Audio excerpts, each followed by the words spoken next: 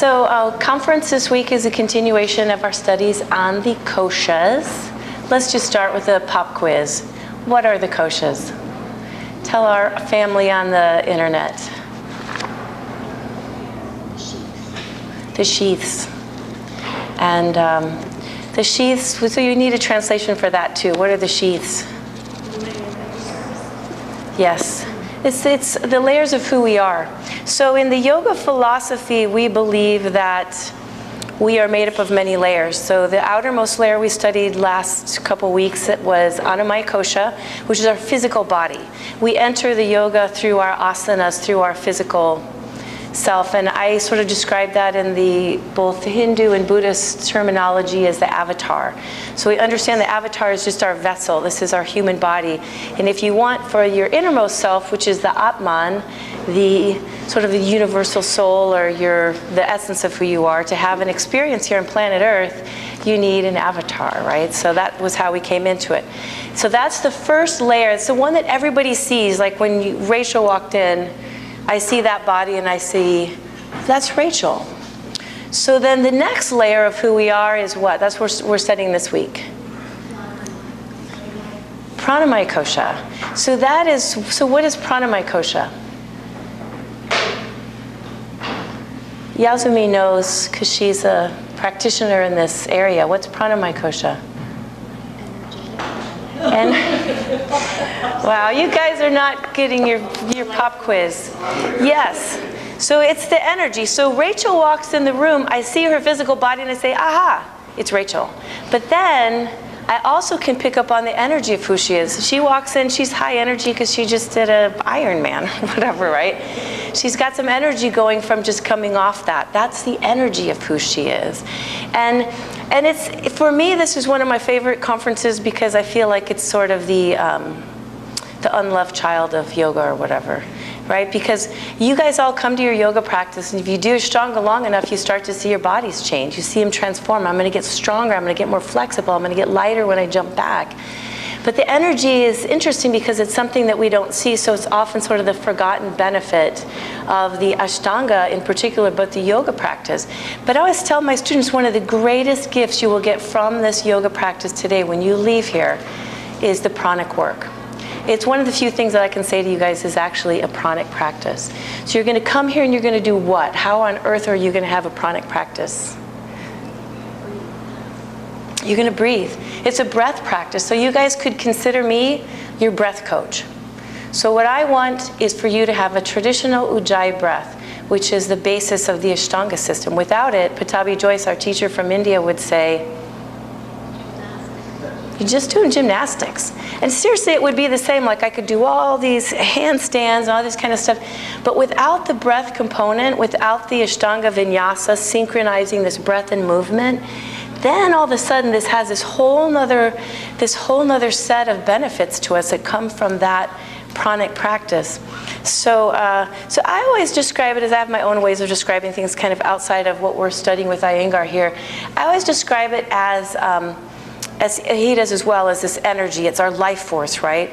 So you understand a little bit, like, you know, if Rachel had walked in and she was kind of coming in slow and, you know, her energy was lower, that we can pick up on that in each other. We can read ourselves and read our energy. When I wake up in the morning, am I passionate? Am I alive? Am I awake?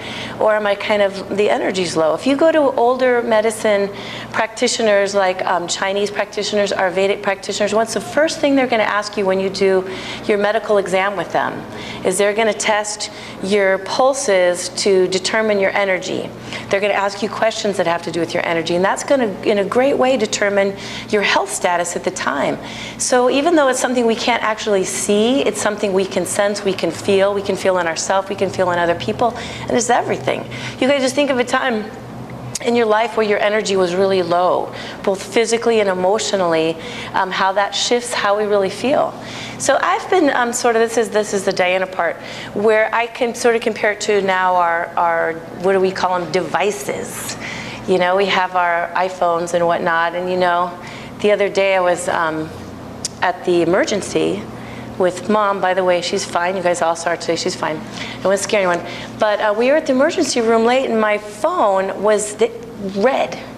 right? When that happens, now we kind of panic. We're like, oh my gosh, my phone's, my battery thing is red, right? And you know, my mind is thinking, we don't know any phone numbers anymore, right? And I'm like, I have to call my dad at some point, and my phone, so I'm running around the emergency room. Does anyone have an iPhone cord? You know, like trying to get one of the doctors or nurses to help me out. But we understand now from our phones, like when you see the red come on, like, crap, my phone has no juice. Cannot function the way it needs to function for me without any juice. So then we plug it in. Personally, I just love this. You plug it in and like you go check it in a few minutes, and then you see the green bar. You're like, yes, just feel better, right? Then you go check it in another 15 minutes, whatever, and then the green bar's moved over like halfway, right? And then it moves over until you get the whole green battery thing and you're stoked, right? So it's the same. I just want you to think of it as an analogy for us, because this practice is an energetic practice, and you are meant to do the same thing. So when you come here to your yoga mat, maybe, Rachel's not today, but maybe you're on red, your bar's on red, and you do this breath movement, Surya Namaskara A, right? And what happens? You start to wake up and you start to feel that breath movement, and as you start to move, the bar goes over a little bit more. All of a sudden you're in Surya Namaskara B, and you realize, even if you guys ever come to your yoga practice in this totally crappy mood, and then sort of by Surya Namaskara B, you're like, yeah, it's not so bad. Actually, I'm feeling pretty good, right? And that's the idea of a pranic practice. That breath is so powerful. And then in Ashtanga, we literally add it to a movement. And that becomes like the windmill effect, that we're going to generate this old science, this old tradition of prana, of chi, of ki, that's going to move through these channels throughout the body. What do we call them in yoga? Nadis. So in the Chinese tradition, they're meridians. In our tradition, they're called nadis. I have 72,000 of those. And I've got to try to, in my yoga practice, get the energy to circuit all the way through to where I need them. When I've got a problem, physically, emotionally, energetically, they're going to show up as what? Little rotten blockages. In Sanskrit, we call them krantis. So if you go to a Chinese practitioner, she's going, she's listening to your pulse, right? Well, where's the blockage? And she'll tell you where the blockage is, your kidney, your liver, and then they'll give you lots of herbs. They'll put needles in you, right? Kind of get that electricity going again. For us, our medicine is breath and movement. Breath and movement. And the more you refine that, the more you're able to really get that breath and that all the way into the edges and the corners that I need them to. So Ashtangas even do strange things, like I'm going to be real picky about your mudra on your toe is always this mudra, right? Because I know there's a major nadi that runs through that big toe area that this is going to activate and get that energy moving through here. So there's very deep and complex science that goes behind some of the most simple things that we're going to do today in your pranic practice. So what I want you guys to focus on today, and I bring this up throughout the year, but I feel like it's super important, is that you constantly challenge your breathing. So we say the Ujjayi breath, but it's more than just Ujjayi breathing. You want a strong Ujjayi breath. You want ayama. You want a long Ujjayi breath. So I notice when my students are new, it might be sort of like a more of a wimpy breath, or maybe you're holding your breath when the pose is harder, or maybe you're inhaling and your inhale gets to about here, and then you hold your breath throughout the movement. So eventually we want to get all the way through. That is a master. To master your asanas for us means to master the breath. So even if I could get into a perfect Janu Sirsasana, Guruji would say this is incorrect, with his beautiful Sanskrit accent, right? This is incorrect if I am not breathing fully into the entrance and the asana itself. That's the Ashtanga system. That's where a lot of the benefits and the power of the practice really comes from. I think that when we do our practice, oftentimes you want to make sure it's audible, so the person next to you should hear your breathing. A room full of us have like this beautiful sound of everyone's breath together when we're in a lead class the way we are today. So we want to take wherever you guys are from maybe a 3, think of taking that to a 4 or a 5 is always what I'm looking for you guys. As your teacher, I'm going to walk around and listen to your breath. If I don't hear your breathing, then I know there's a problem, right, with the practice. We'll talk about it more next Sunday, but in conference we had someone bring up the sort of a movie documentary on a gentleman who's Dutch, and he calls himself the Iceman. You guys familiar with this guy? It's just been posted on our YouTube channel. This is amazing. You guys have to watch the video. It's only like 40 minutes or so. But he has broken all these records and stuff.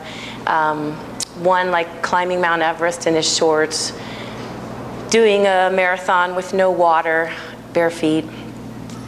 They submerged him under ice for 2 hours, and he brought his body temperature up. And he's doing all this to be scientifically tested and to prove that all of us are capable of these things. And his whole premise of he's calling it the Wim Hof, his name is Wim Hof, the Wim Hof method, is based in breath. And so some of the most powerful stuff we can do physically to change our bodies, to build our immune system, to fight things like depression on the other end, all these things we're talking about, comes from a breath-based practice. So if you guys get a chance, watch it. I'm going to talk about it a little bit more this Sunday. But it's so much, it feeds into what we're doing on our mats here, that so much of the best, greatest work that will enable you to go further into your physical health and also your spiritual, your emotional health through this practice has to do with the quality of your breathing.